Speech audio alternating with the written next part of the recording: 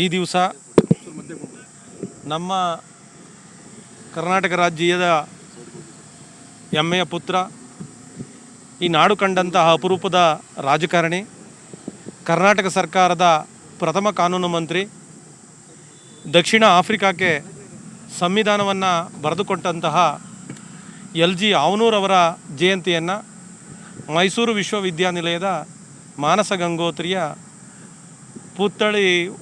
ಕುವೆಂಪು ಅವರ ಪುತ್ಥಳಿಯ ಮುಂಭಾಗದಲ್ಲಿ ಇವತ್ತು ಆಚರಣೆ ಮಾಡ್ತಾಯಿದ್ದೀವಿ.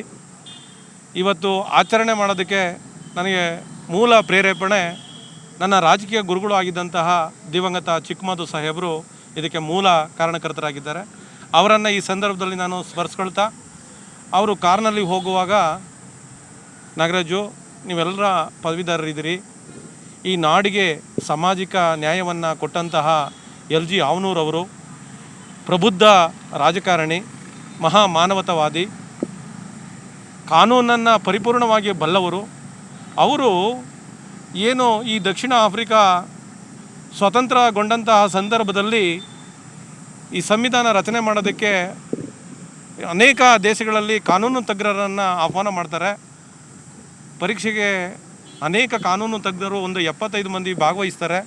ಅದರಲ್ಲಿ ಪ್ರಥಮ ರ್ಯಾಂಕ್ನಲ್ಲಿ ಆಯ್ಕೆಯಾಗಿ ಪರೀಕ್ಷೆಯಲ್ಲಿ ಅತ್ಯುನ್ನತವಾದಂಥ ಅಂಕಗಳನ್ನು ಪಡ್ಕೊಂಡಂಥವರು ಡಾಕ್ಟರ್ LG ಆವನೂರವರು.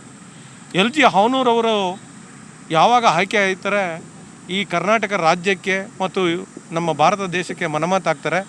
ಸಂವಿಧಾನವನ್ನು ಕೂಡ ಅನೇಕ ದೇಶಗಳಿಗೆ ಹೋಗಿ ಅಧ್ಯಯನ ಮಾಡಿ ಬಹಳ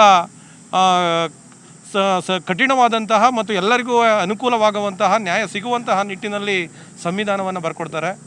ಅವರ ಜಯಂತಿಯನ್ನು ನಾನು ಇವತ್ತು ಮಾನಸ ಗಂಗೋತ್ರಿ ಆವರಣದಲ್ಲಿ ಆಚರಣೆ ಮಾಡ್ತಾಯಿದ್ದೀನಿ. ತುಂಬ ಸಂತೋಷ ಆಗ್ತಾಯಿದೆ. ಇವತ್ತು ಹಿಂದುಳಿದ ವರ್ಗಗಳ ಅವರಿಗೆ ಮತ್ತು ಯಾವುದೇ ಒಬ್ಬ ಸಾಮಾನ್ಯ ವರ್ಗದವ್ರಿಗೂ ಕೂಡ ಸಾಮಾಜಿಕ ನ್ಯಾಯ ಸಿಗಬೇಕು ಅಂತ ಅಂದರೆ ಕಾನೂನು, ಸಂವಿಧಾನದಲ್ಲಿರ್ತಕ್ಕಂಥ ಕಾನೂನು ಕಠಿಣವಾಗಿ ಜಾರಿಯಾಗಬೇಕು.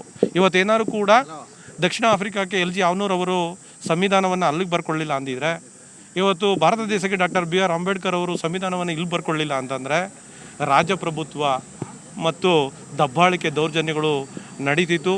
ಏನು ಈ ಸುನಾಮಿ ಅಲೆಗಳು ಬರ್ತಿದ್ವು, ಆ ರೀತಿಯಲ್ಲಿ ಜನ ಕೊಚ್ಚಿ ಹೋಗ್ತಾಯಿದ್ರು, ಜೀವನ ಮಾಡೋದಕ್ಕೆ ಆಗ್ತಾ ಇರ್ತಿರಲಿಲ್ಲ. ಅಂತಹ ಒಂದು ಮಹನೀಯ LG ಆವನೂರವರನ್ನು ಇವತ್ತು ನಾನು ಸ್ಮರಿಸ್ಕೊಳ್ತಾ ಇದ್ದೀನಿ.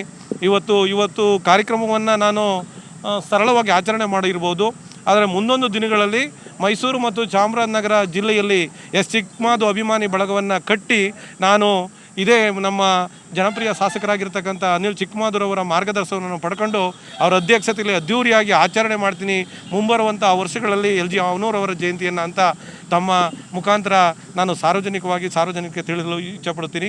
ಇವತ್ತು ನನಗೆ ತುಂಬ ಖುಷಿಯಾಗಿದೆ. ಇವತ್ತು ಸರ್ಕಾರ ಏನು ಕೆಲವೊಂದು ಸರ್ಕಾರದಲ್ಲೇ ಇರ್ತಕ್ಕಂಥ ಮಂತ್ರಿಗಳು ಜೊತೆಗೆ ಘಟಾನುಘಟಿ ರಾಜಕಾರಣಿಗಳು ಮತ್ತು ಸಂಸ್ಥೆಯವರು ಜಾತಿ ಗಣತಿಯನ್ನು ಜಾರಿಗೆ ತರಬಾರ್ದು, ಜಾರಿಗೆ ತರೋದಕ್ಕೆ ನಾವು ಯಾವುದೇ ಕಾರಣಕ್ಕೂ ಬಿಡಲ್ಲ ಅಂತ ಬಹಿರಂಗವಾಗಿ ಹೇಳಿಕೆಗಳನ್ನು ಕೊಡ್ತಾ ಇದ್ದಾರೆ. ಯಾಕೆ ಸ್ವಾಮಿ, ಇದು ಪ್ರಜಾಪ್ರಭುತ್ವ ಅಲ್ವಾ? ಸರ್ಕಾರನೇ ಅಲ್ವಾ ಜಾತಿ ಗಣತಿಯನ್ನು ಅಸೆಸ್ ಮಾಡಿರ್ತಕ್ಕಂಥದ್ದು, ಸೆನ್ಸಸ್ ಮಾಡಿರ್ತಕ್ಕಂಥದ್ದು?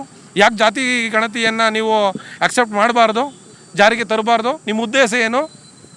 ಸತ್ಯ ಏನಿದೆ, ಸತ್ಯ ಹೊರಗಡೆ ಬರಲಿ. ಈಗ ಇದನ್ನು ಸೆನ್ಸಸ್ ಮಾಡಿರ್ತಕ್ಕಂಥವ್ರು ಯಾರು? ಸರ್ಕಾರದಲ್ಲಿ ಭಾಗವಹಿಸಿರ್ತಕ್ಕಂಥ ಅಧಿಕಾರಿಗಳು, ಶಿಕ್ಷಕರು, ಅವ್ರುಗಳೇ ಇದನ್ನು ಸೆನ್ಸಸ್ ಮಾಡಿರ್ತಕ್ಕಂಥದ್ದು. ಸತ್ಯ ಅಲ್ವಾ? ಎಷ್ಟು ಜನಸಂಖ್ಯೆ ಇದೆ, ಎಷ್ಟು ಅವ್ರಿಗೆ ಸೌಲಭ್ಯಗಳು ಸಿಗ್ತಾ ಇದೆ ಎಂಬತಕ್ಕಂಥದ್ದು ಜಾರಿಗೆ ಬರಲೇಬೇಕು ಅಲ್ವಾ? ಯಾಕೆ ನೀವು ತಾರತಮ್ಯವನ್ನು ಮಾಡ್ತಿದ್ದೀರಿ?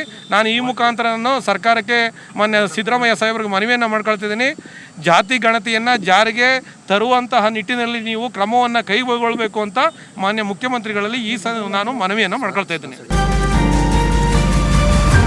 ಪ್ರೈಮ್ 9 ಕನ್ನಡ ಪ್ರಾಮಾಣಿಕತೆಯಿಂದ ನಿಮ್ಮೊಂದಿಗೆ.